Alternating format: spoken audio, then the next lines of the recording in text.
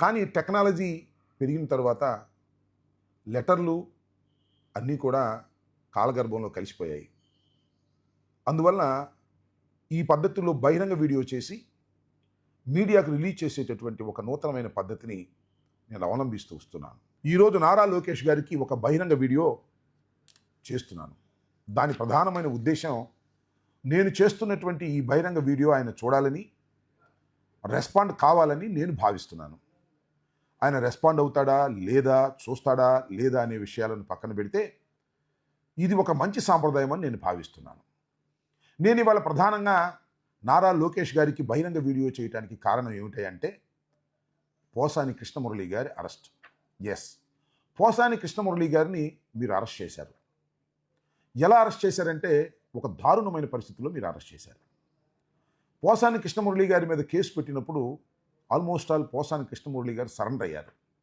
అయ్యా, నేను ఇక రాజకీయాల్లో ఉండను, మీకు ఒక నమస్కారం, నేను ఈ హెరాస్మెంట్ని, రాజకీయాల్లో ఉన్నటువంటి ఈ కుట్రతత్వాన్ని నేను భరించలేను, జైలుకి వెళ్ళలేను అని దండం పెట్టి వేడుకున్నాడు. వేడుకుంటే అందరూ అనుకున్నారు బహుశా వదిలేస్తారులే అనుకున్నారు. కానీ అలా జరగల. ఆయన మీద ఫాల్స్ కేసులు పెట్టారు. హఠాత్తుగా వెళ్ళి హైదరాబాద్లో వారి నివాసంలో అరెస్ట్ చేశారు. సరే, అరెస్ట్ చేశారు. ఆ తర్వాత న్యాయస్థానాల్లో ప్రొడ్యూస్ చేశారు. న్యాయస్థానాలు విచారిస్తాయి, శిక్షలేస్తారా కొట్టేస్తారా అనేది కాలం నిర్ణయిస్తుంది. 100కి 100 పాళ్ళు ఈ ఫాల్స్ కేసులన్నీ కొట్టేస్తారు.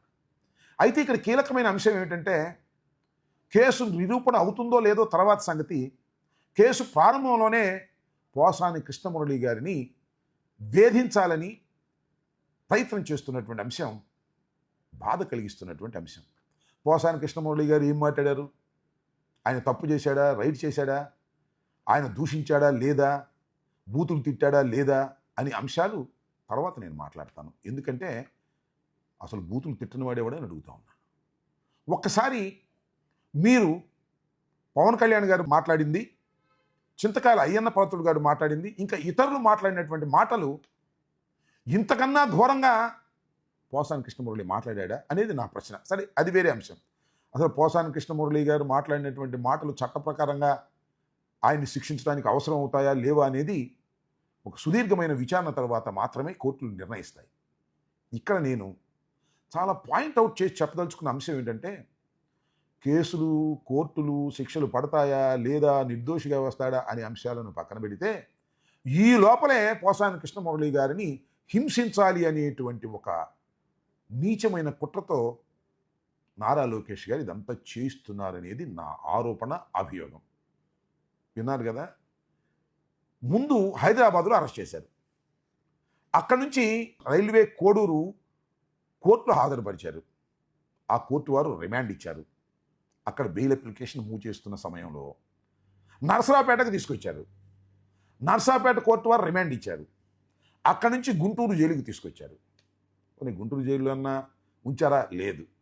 అక్కడి నుంచి నంద్యాల తీసుకువెళ్తున్నామని తీసుకువెళ్ళారు.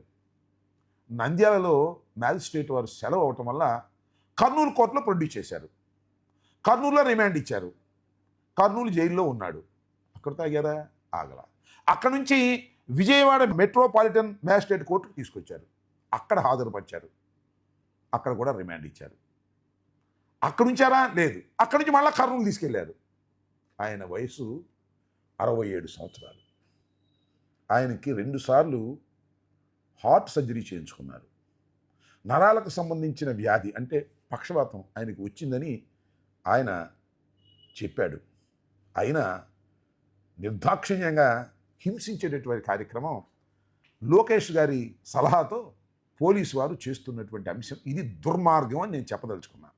నిన్న పోసాని కృష్ణమురళి గారు చీఫ్ మెట్రోపాలిటన్ మ్యాజిస్ట్రేట్ కోర్టు ముందు హాజరుపరిచినప్పుడు పాపం ఆయన చెప్పుకున్నటువంటి మాటలు నేను మీకు వినిపిస్తాను. నాపై కావాలని తప్పుడు కేసులు పెట్టారు.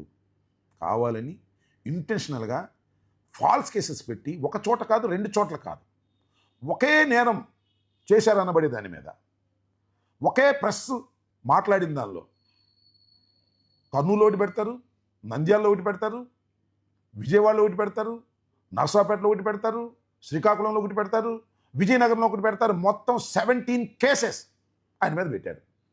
అంతర్జాతీయ ఉగ్రవాదిలాగా 17 కేసులు పెట్టి వారి ప్లాన్ ఏంటంటే, లోకేష్ గారి ప్లాన్ ఏంటంటే, రెడ్ బుక్ ఆధార్ అయినటువంటి లోకేష్ గారు చేస్తున్నటువంటి పని ఏమిటంటే, ఇక్కడి నుంచి అక్కడికి, అక్కడి నుంచి ఇక్కడికి, ఇక్కడి నుంచి అక్కడికి తిప్పి అనారోగ్యంతో ఉన్న వ్యక్తిని వేధించి పంపించేయాలనేటువంటి దురుద్దేశంతో వ్యవహరిస్తున్నారనేది చాలా కీలకమైనటువంటి అంశం. ఆయన చెప్పింది ఏంటి, నాపై కావాలని తప్పుడు కేసులు పెట్టారు, తనకు ఆరోగ్య సమస్యలు ఉన్నాయని న్యాయమూర్తికి పాపం కోర్టు ముందు హాజరుపరిచినప్పుడు చెప్పుకున్నారు, గుండె ఆపరేషన్ చేశారు, పక్షవాతం కూడా వచ్చింది, నన్ను ఎక్కడికి తీసుకెళ్తున్నారో కూడా తెలియడం లేదు, ఆయన ఈ జైలు నుంచి ఎక్కడికి తీసుకెళ్తున్నామో they are not giving information. ఇవాళ ఆ పోలీస్ జీప్లో మధ్యలో కూర్చోబెట్టుకుంటారు, అటు ఇటు పోలీసులు కూర్చుంటారు, ప్రయాణం చేస్తూనే ఉంటారు. 400 కిలోమీటర్లు, 300 కిలోమీటర్లు, 200 కిలోమీటర్లు, రెస్ట్ ఉండదు. అది ఎప్పుడు? రాత్రిపూట, అర్ధరాత్రి పూట తీసుకొచ్చి కోర్టులో ప్రొడ్యూస్ చేస్తారు. పోలీస్ వాహనంలో గంటల తరబడి నేను కూర్చోలేకపోతున్నాను అన్నాడు. తన్ను ఒకే జైల్లో ఉంచాలని ఆదేశాలు ఇవ్వాలని కోరి, ఒకే జైల్లో పెట్టండి సార్, ఇన్ని జైలు ఎందుకు తిప్పుతారు నన్ను, కర్నూలు నుంచి ఇక్కడికి, ఇక్కడి నుంచి మళ్ళీ కర్నూలుకి, అక్కడి నుంచి నంద్యాలకి, నంద్యాల నుంచి నర్సాపేటకి, నర్సాపేట నుంచి గుంటూరుకి, ఈ రకంగా తిప్పి ఈ వయసులో నన్ను వేధిస్తున్నారు అని వాపోయాడు న్యాయస్థానాల ముందు. అయితే పీటీ వారెంట్ మీద వచ్చారు కాబట్టి దీని మీద నేను ఏ విధమైన ఆదేశాలు ఇవ్వలేను అని న్యాయమూర్తి గారు చెప్పారనుకోండి, అది వేరే అంశం. ఇది ఈ విధంగా ఒక వ్యక్తిని హెరాస్ చేయటం భారత ప్రజాస్వామ్యంలో సరైనటువంటి విధానమా అని అడుగుతా ఉన్నా. చట్టాలు ఉన్నాయి, నేను కాదనడం లేదు. మీకు గుర్తుందో లేదో, 2008లో అనుకుంటాను, సబ్జెక్ట్ ది కరెక్షన్, పాకిస్తాన్ నుంచి వచ్చి బాంబేలో తాజ్ హోటల్ మీద దాడి చేశారు. వారిలో కసబ్ అనే వ్యక్తి దొరికాడు, అందరూ చనిపోయారు. ఆ కసబ్ను కూడా చాలా జాగ్రత్తగా న్యాయపరంగా విచారణ చేసిన తరువాత, నేరం రుజువైన తరువాత మాత్రమే అతను ఉరిశిక్ష వేశారు. ఇది ఎక్కడ అన్యాయం అండి? ఒక చిన్న ప్రెస్ మీట్లో ఏదో తప్పు మాట్లాడారని ఈ రకంగా వేధించడం ధర్మమా లోకేష్ గారు అని అడుగుతా ఉన్నా. ఇది ప్రజాస్వామ్యంలో తగదు అని మనవి చేస్తున్నా. ఇప్పటికైనా నేను మనవి చేసేది ఒక్కటే, మీరు చేస్తున్నటువంటి అతి ఘోరమైన తప్పిదం వలన పోసానే కాదు చాలామంది ఇబ్బంది పడుతున్నారు. చాలామంది ఇబ్బంది పడితే సినిమాలో పనిచేసుకునే రైటరు, వేషాలు వేసుకునే వ్యక్తి, ఆయన్ని వైఎస్ఆర్ కాంగ్రెస్ పార్టీకి ఆకర్షితుడై ఫిలిం డెవలప్మెంట్ కార్పొరేషన్కి చైర్మన్గా ఉండి జగన్మోహన్ రెడ్డి గారి తరపు పనిచేసినందుకు ఇంత కష్టపడతారండి, ఇంత వేధిస్తారండి? ఈ రకంగా చేయటం అనేది దుర్మార్గం. మీకు ఒకటి చాలా కక్ష ఏంటంటే, మా సామాజిక వర్గానికి చెందినటువంటి పోసాన కృష్ణమురళి జగన్మోహన్ రెడ్డి గారి వెంట ఉండి మమ్మల్ని విమర్శిస్తాడా అని ఒకే